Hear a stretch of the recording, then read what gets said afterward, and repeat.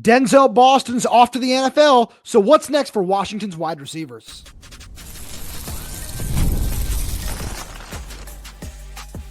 You are Locked On Huskies, your daily podcast on the Washington Huskies, part of the Locked On Podcast Network, your team every day. Welcome back into another edition of the Locked On Huskies podcast. I'm Roman Tomashoff. I'm the site editor with Huskies Wire. Thanks for making this your first watch or first listen of the days. We are part of the Locked On Podcast Network, the #1 sports podcast network. And today's episode is brought to you by FanDuel. If you want to be right in the middle of the action this season, visit FanDuel.com and place your NFL live bets all season long. Just a quick reminder to all you everydayers out there, wherever you're getting this podcast, YouTube, Spotify, Apple Music, Amazon Music, wherever that might be, please make sure to click that subscribe button, click that little bell as well, so never miss when we post a new show.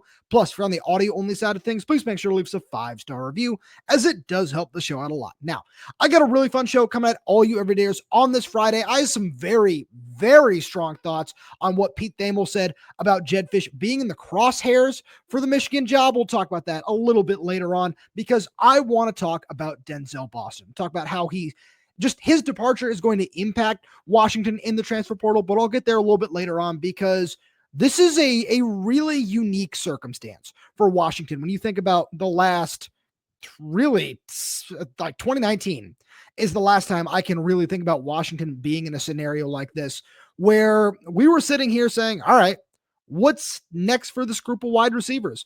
Because I think about that 2019 season, and even then it was, okay, yeah, Puka Nacua is coming in here as a true freshman. Let's see what he might be able to bring to the table. And then in 2020, obviously everything was a little bit different, but it was the same thing where you had Puka. And then coming into 2021, we knew that there were a whole bunch of talented receivers on the roster, and the question was, who's going to break out? Obviously, that season goes the way it does, and Jalen Polk, Jalen McMillan, and Roman Tomashoff all are injured at different points in that season. And then you get into 2022, it was Rome's going to be that guy. 2023, Rome comes back, obviously, that guy.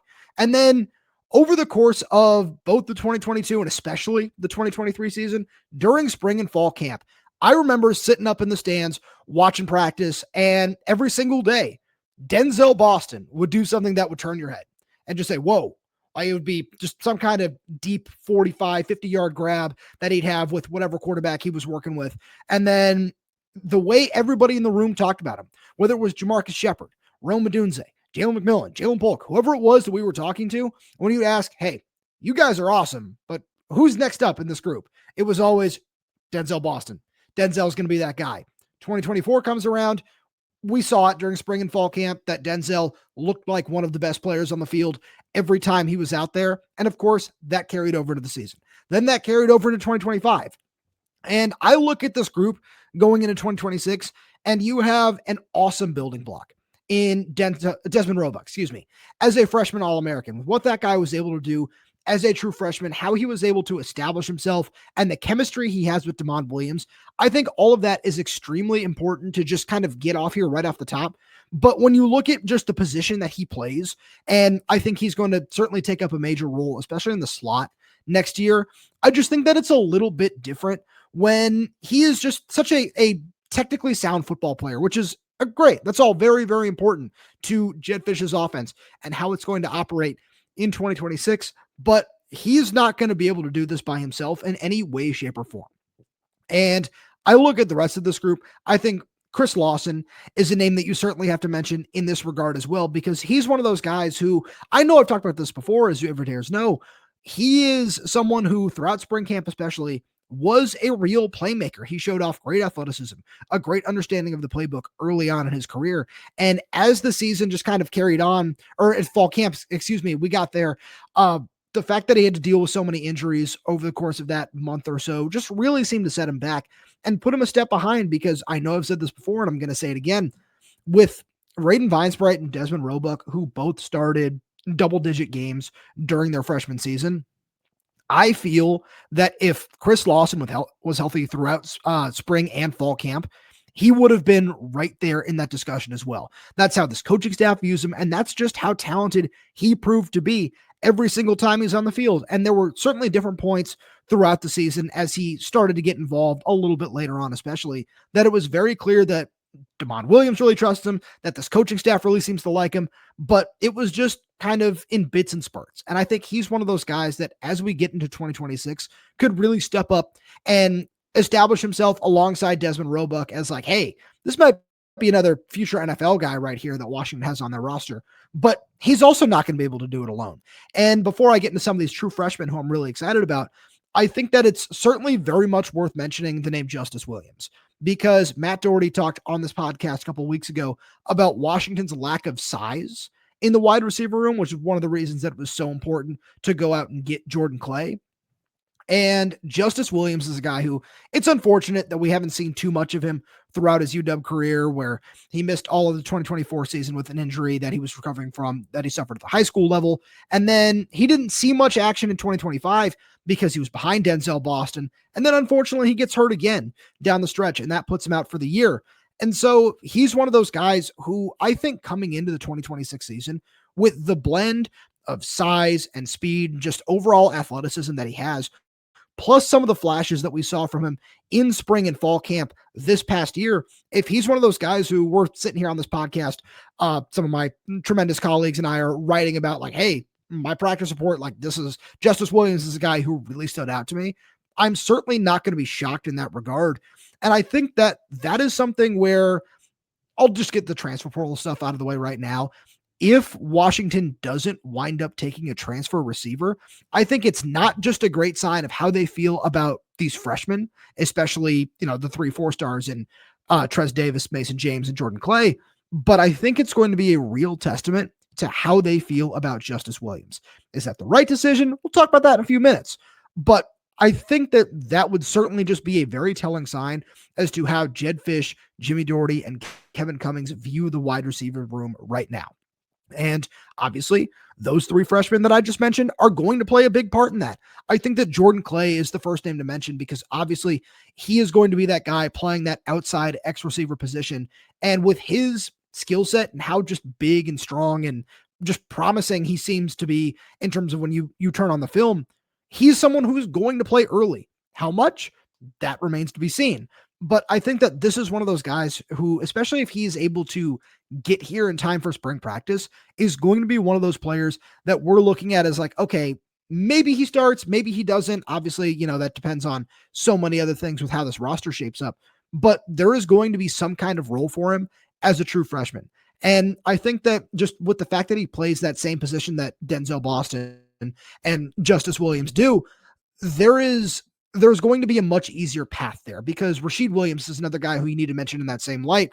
Obviously, it's been unfortunate with the injuries he's had to deal with over the course of the year that he wasn't able to take a bigger step forward because he should be right here in this same discussion as well. But there are just so many question marks about this room right now, which is just kind of what presents an opportunity for a guy like Jordan Clay, a guy like Mason James, who can certainly just play inside and out for you and gives you that vertical speed down the field, is just not just a burner, but he's such a strong route runner. And you could say the exact same thing in all of those departments about Trez Davis, which is, again, what makes this room so exciting. And again, as we get into the actual transfer portal period, as we start to see more names decide to enter the portal when bowl season really gets going over the next week, if it's, oh, hey, Washington should be in on this guy, Washington should be in on that guy, and it doesn't come to fruition, I think that the only thing that would tell you is that the Huskies are very, very confident in some of the names that they have on their roster right now. But with that being said, let's talk about the transfer portal because Denzel Boston's decision to go to the NFL draft impacts this in a huge way. And we'll get to that right after a message from our good friends over at FanDuel. NFL Sundays move fast, one big play, and suddenly everything feels different. That's what makes live betting with FanDuel so exciting. You're not just watching the game, you're reacting to it in real time. With FanDuel, you can place bets as the action unfolds, every drive, every momentum swing, every highlight moment. Live betting is best when the game starts to shift, a receiver gets hot, a defense tightens up, or the momentum flips after a turnover. FanDuel lets you jump into the moment. Live spreads and money lines adjust instantly. Player props update as guys heat up. You can bet next touchdown scores, drive results, totals, and more. It keeps you locked into every snap, every drive, every possibility. So if you want to be right in the middle of the action this season, visit FanDuel.com and place your NFL live bets all season long. FanDuel, The game moves fast, and so can you. As we continue to roll on here, let's talk about the transfer portal a little bit, because as again, we start to see more names announce their intentions to enter the portal before it officially opens on January 2nd. I do believe that Washington should go after one of these high-end wide receivers. I look at guys like Nick Marsh from Michigan State, who, as you ever dares know, is a name I've mentioned a few times on this show. Omarion Miller at Colorado is another one who I look at guys in that vein, and, you can sort through all of the names that I did in the first segment. And, if you want to nitpick and say, well, this guy's inexperienced, that guy's inexperienced, this guy's injury prone, whatever. I think that's all certainly a fair way to look at this roster, and especially the wide receiver position in its totality. But I can also look at this and just say, you can go get one of these guys as a 1-year rental mercenary, however you want to view it, and hope that, okay, yeah, this guy is comfortable taking a back seat as he continues to develop. That guy is whatever. And obviously this world of never ending free agency with the transfer portal and all that sort of stuff. That's one way to go about it. But also with just the way that this roster has been constructed, there is certainly a hole that can be filled by one of those guys. I think Terrell Anderson at NC State, who also recently announced his intentions to enter the transfer portal, is another name to keep in mind in that ballpark, because he's, again, just going to be one of those guys who's one of the top rated receivers in the portal, just has all the talent that you're looking for in that department when you think of just these X receivers that you can isolate on the outside of the formation. And obviously you're looking for as much size as possible in that regard as well. And as this continues to roll on, I just think that all of these guys are names that Washington should consider very, very heavily in this regard, because it's clear that they made such a big push to keep Denzel Boston around. And, you can say what you will, and you can say whatever you've heard about what NIL might have come from that, because certainly there's no way that you can keep a guy who is a projected first round pick around without a significant NIL contribution, let's call it, or salary, whatever, because I don't feel very comfortable using that word when it comes to what all of this is, but that is essentially what it is. At the same time, there is now going to be such a big just amount available that wasn't previously, because it's very clear that this coaching staff, I don't want to say was banking on Denzel Boston returning, because if they were banking on everything just with him coming back, that's a failure on their part, a complete and total failure. And I don't think that was the intention, or let's just say the thought process that went through on Jedd Fisch's coaching staff side of things when it comes to what was next for Denzel Boston. Because with a guy like that, who I laid it out a couple of weeks ago, is ranked as the number 11 overall player in the draft by Yahoo, wide receiver 4 by Pro Football Focus, is consistently mentioned as a potential first round pick. You can't put all your eggs in that basket. But with that being said, there certainly were a lot of eggs in that basket in terms of the NIL and the money side of things. And from what I have heard about what that might have looked like, I think that now you certainly have the ability to go out, and I don't want to say do some things that you couldn't before, because that's certainly not the case with this, but you have a much, it's obvious, right? You have a much wider budget available to go do whatever you see fit with that. And you can look at that from a standpoint of, okay, now the best edge rusher in the portal, go get that guy. I certainly believe that should still be the case no matter what. I'm taking Chaz Coleman from Penn State out of that equation, because it seems very obvious that he's going to Ohio State. So whoever you have the best evaluation of at that position, go out and give him an extra, whatever it is you feel will get the job done. You want to do that for the best defensive tackle as well, or some of the top 2 or 3 guys on your board at that position, go out and give them a little bit extra. If you think that's what's going to get the job done, you look at that in terms of a high-end cornerback. I think that is certainly a more important need than wide receiver right now, just given where the two positions are in terms of the guys you have on the roster at this point in time. Go out and do that. If you think you need to go get a high-end running back, go do that. I think all of that is so much more important than where Washington stands in terms of wide receiver right now. And I think it's certainly just for the best for this roster to get Denzel Boston out to his next destination, because it's also one of those things where when he does hear his name called on day one of the NFL draft, because I certainly believe that it's going to be within those top 32 picks. That's one of those things that now you can continue to sell. And as Jedd Fisch continues to move this program forward and build it, I think that those are all things that are going to be great selling points as you look at the 2027 class, 2028, whatever, as you keep going down the line. And I think it's already something that people have bought into, where Jordan Clay in particular, when you go look at his social media, he seemed very intrigued by Denzel Boston and seemed to really enjoy watching him play, and seems to have struck up some kind of relationship even in just the brief period that he was recruited by Washington for. And as you continue to sell that with Denzel being a local guy, I think all of that is important as well. I just wanted to get all that out there because at the end of the day, like I said, like all you ever dare see here on YouTube, this all comes back to the transfer portal and helping Washington continue to improve for the 2026 season. And there is certainly no way where a 1-for-1 swap of losing a potential first round pick and bringing anybody else in is an even balance in that regard. There's just no way. But if you are able to go out and allocate whatever resources you had set aside for Denzel Boston to go out and get this other guy, that other guy, this cornerback, that pass rusher, this defensive tackle, whatever that might be, I feel like this could wind up helping you get 2 or 3 players in the long run that will certainly greatly improve the roster moving forward. If you want to go do that for an offensive lineman, to just have another experienced guy in the room, great.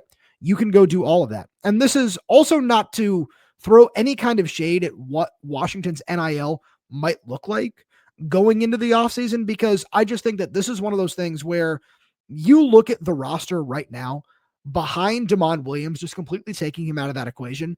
If Denzel were to return, there is no way, shape, or form that he is not the highest paid player on that roster.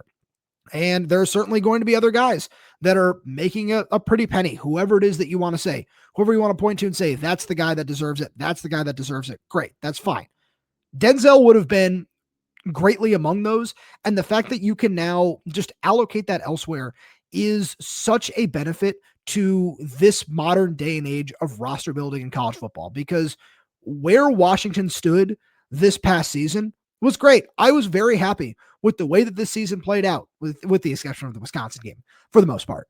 But you look at the teams that Washington lost to, and this was one of the really frustrating things about the year as a whole. Those teams all had 3rd and 4th and 5th stringers that seemed just, maybe that's a little bit of an overt exaggeration there. But when you just look at the back end of their roster, let's call it certainly felt like there was just more experienced depth that was ready to go into the game at any given point. When you look at just what Michigan was able to do with their rotations in the front 7, Ohio State, obviously in that same regard. It's something our buddy Spencer McLaughlin talked about during some of our crossovers with how they were able to utilize a guy like Nasir Wyatt, Oregon was, with some of their pass rush sets. And all of that stuff is where I believe Washington is trying to get to, especially when you think about the defensive line and how the Huskies were able to invest and go get 3 blue chip guys for this incoming class.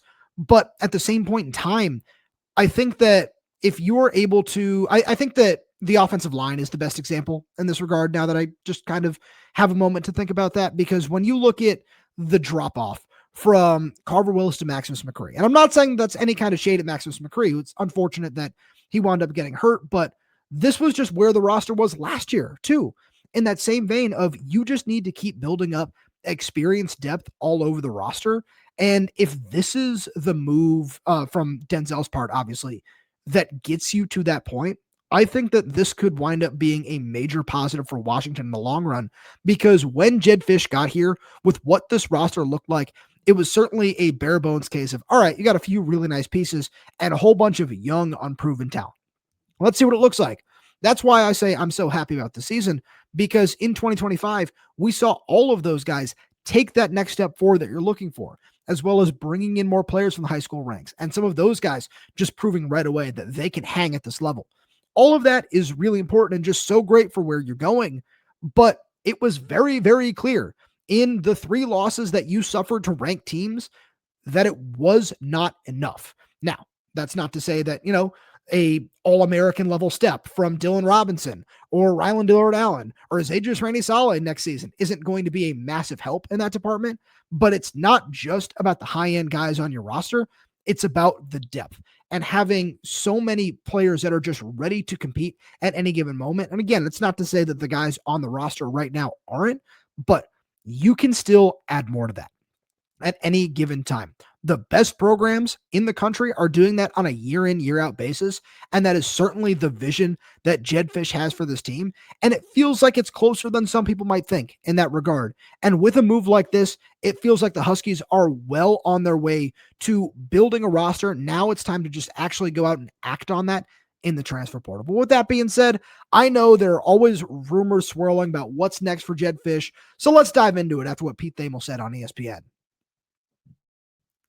Right after a message from our good friends over at Game Time. There's nothing like college football season, tailgates, packed stadiums, and being right there in the middle of it all. The energy, the bands, the moments you remember forever. But actually getting tickets, that part used to be frustrating with long queues, logins, and prices jumping at checkout. That's why Game Time gives the advantage back to fans. It's the easiest way to unlock amazing college football tickets and experiences in just a few taps.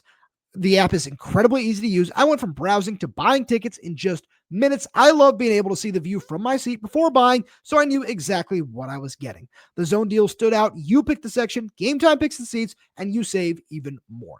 Take the guesswork out of buying college football tickets with Game Time. Download the Game Time app, create an account, and use code LOCKDOWNCollege for $20 off your first purchase. Terms apply. Again, that's code LOCKEDONCOLLEGE for $20 off. Download the Game Time app today. This is just getting absolutely exhausting at this point because Pete Thamel, and credit to him, I have all the respect in the world for Pete Thamel. He goes on Get Up on ESPN on Wednesday and reports that Jedd Fisch is one of three names that Michigan has, quote, in the crosshairs for their head coaching opening. Doesn't expect a decision to be made at any point over the course of this week and maybe even next week. And I think that's a little bit more telling, but I'm gonna get there in a second, because this is one of those things where there have been reports from all of the Michigan people over the last couple of weeks saying Jedd Fisch is out of the running. And I tend to lean on that side of things with just some of the local insiders and what they might be hearing on that. Our good buddy Isaiah Hole over at Locked On Wolverines, one of our esteemed colleagues here in the Locked On Network, he has said similar things where it just seems like Michigan is going in a different direction. I'm not quoting him with the Jedd Fisch stuff, but on his show, they're talking about Todd Monken, the Baltimore Ravens offensive coordinator. I'll talk about that in a little bit too. I think that if Jedd Fisch were the guy for Michigan, this would be done already. I don't think this is an issue in any way, shape, or form at this time. And obviously all of that is subject to change. But at this point in time, I am of the mindset that Jedd Fisch will not be taking that job. I don't think that Jedd Fisch is one of their top targets. It certainly seems like he's still around. And I feel like even this Pete Thamel report is a little bit of maybe Jedd's agency saying, hey, let's make sure he's still in the running. We want to get Jedd an extension at Washington. We want to try to run that up. And maybe that Pat Chun's just not budging in that department. I talked about that last week as well. Maybe that's what's going on here. That just seems like a much more logical route than how long this has dragged out and Jedd still being connected to this job. Because if he was in reality one of these top candidates, since his name has been floated in this since day one, this would be done already. That's where we'd be at this point in time. And I want to reference something from Dave Mahler over at KGR, who tweeted earlier on Wednesday that per a source close to Fisch, I'm just going to read this word for word, Jedd's not going anywhere. He hasn't interviewed for the Michigan job, and he won't interview for the Michigan job. That just seems to line up so much more with what's going on. I'm getting questions about this every day, and rightfully so. There's been a lot of coaching transitions and turnover here at Washington over the last 6-7 years at this point. It's getting exhausting. I'm exhausted by all this too. And the more I look at this situation, the less I feel like Jedd Fisch is going to be the guy. And again, I could be wrong. Things could change and Michigan could strike out literally everywhere else. But I don't believe that that is going to be the case at this point in time with just how that search is going. Because I think the Kalen DeBoer thing is still a little bit weird where obviously there was a lot of smoke there early on, and then Alabama beats Oklahoma in the first round of the college football playoff. So maybe things stall there. We'll see what just goes on with that one as well. But I still think that there's a non-zero chance that happens. And then the way that this search is dragging on, the one name that's really stood out to me in particular, and this is a Washington show, so I don't want to spend too much time on this, but I want to put you at ease, because I just, with everything that I have heard and everything that I have read from people that maybe I don't necessarily talk to, from Michigan's On 3 people and everything over in that ballpark, all of that just lines up in a way that is way more realistic and easy to follow than what is going on with this latest report from Pete Thamel. And my buddy Andy Yamashita over the Seattle Times puts out an article detailing what Pete Thamel said, rightfully so, because that is the news. That is what one of the top insiders in college football is saying. Like I said, I have a ton of respect for Pete Thamel, and that is certainly coming from something that he is being told from somewhere. In my opinion, that is just something that is being given to him by people in Jedd's agent. Let's just say it that way, because that's where I believe it's coming from. And I don't say that as a bad thing, because it certainly does feel like Jedd is certainly fully focused on building that roster. And you will, when you listen to Thamel's full clip talking about Jedd Fisch, the entire time he mentions Jedd's name, it's all about, and he's focused on building his roster in Seattle. We would not be at this point if Jedd was just, gung-ho out the door, ready to take this Michigan job. We would not be at this point with recruiting, with the transfer portal, with just names that I've been highlighting as guys that I believe UW should be interested in. We would not be at this point, in my opinion. And again, there are going to be questions about this until the day somebody else takes that Michigan job. But everything that is lined up here in Seattle and in Ann Arbor, from my understanding of the matter, is that Jedd Fisch is not going to be the guy to take that job. And it's not one of those things where you can sit here and say, okay, that's the case as of right now, but what about next year? You worry about that when we get to that point in time, because this has just always been a thing that has surrounded Jedd Fisch since the second he got here. And there's still Arizona fans in my comments here on YouTube on Locked On Huskies saying, oh, Jedd's a snake, Jedd's this, Jedd's that. That's just not something that you need to worry about at this point in time with what this recruiting class is, with what Jedd Fisch is building specifically with Demond Williams. And you look at, how that situation might play out at Michigan with Bryce Underwood, depending on who takes that job. Like, I'm sure Michigan is gung-ho about keeping that guy with the kind of financial investment that has been widely reported that was made into him. And if Jedd can't take Demond with him to a new job, I feel like that is not necessarily a non-starter, but it's as close as you're going to get to one in this industry. And it's very clear that those two were joined at the hip in some regard. And obviously, if things came to fruition, that maybe Bryce Young goes to LSU or whatever, like he was originally going to do out of high school. I don't know. There are so many things to think about there, but the reason I'm just so exhausted by all of this is because of the point I've been trying to make. This would have been done if this were actually a case where Jedd Fisch was held in that close of regard to Kenny Dillingham and Kalen DeBoer, who were the other names that have just been so heavily circulated throughout this process. One name that I'm also not ruling out, which is just something that I think about with why this might have taken so long, is Los Angeles Chargers defensive coordinator Jesse Minter. And again, I'm just throwing out all these names to try to put you at ease just a little bit, because this has been frustrating more than anything else. And I think Jesse Minter is, again, a name to watch, where he was obviously caught up in everything that was going on with the sign stealing through Connor Stallions and all that sort of stuff. So he has a 1-year show cause order from the NCAA and would not be eligible to take a job at the college level until January 1st, 2026. So that could also be another reason why this has played out so long. It feels like that was a guy that they might be really interested in. And as we start to hear, again, more of these NFL offensive coordinator names being circulated, like a Todd Monken, or just more of those names in that regard, like Jeff Brom was a name from Louisville that was being tossed around for a little bit. I don't know how much truth there is to that one, but these are all things that are just showing you, or showing me at the very least, and should show you that Jedd Fisch is not among these very top candidates. I have a feeling that they might wind up with Kyle Whittingham, the Utah head coach who's stepping down to apparently pursue other opportunities after a very, very long time there. I think that all of that in this regard is far more likely and realistic than Jedd Fisch winding up at Michigan at this point in time. Now, none of this is to say that, a year or several years down the line, he doesn't wind up taking another job. But I think that right now, with not just what Jedd's, with what his career trajectory has been, but with how I feel like he might be viewed across college football, I don't think that he is necessarily one of those guys that is at the top of that list. And do I personally think that that is fair to Jedd?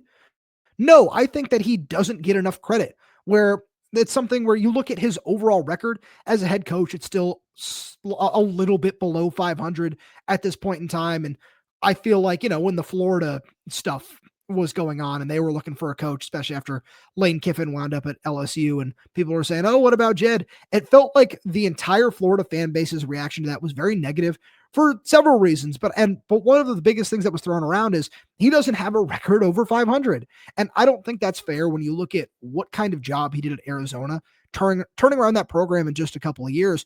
But like I talked about last week, this is also one of those scenarios where I think Jedd understands, to get to his ultimate goal of being an NFL head coach, he has to show that he can stay somewhere and truly build out a program.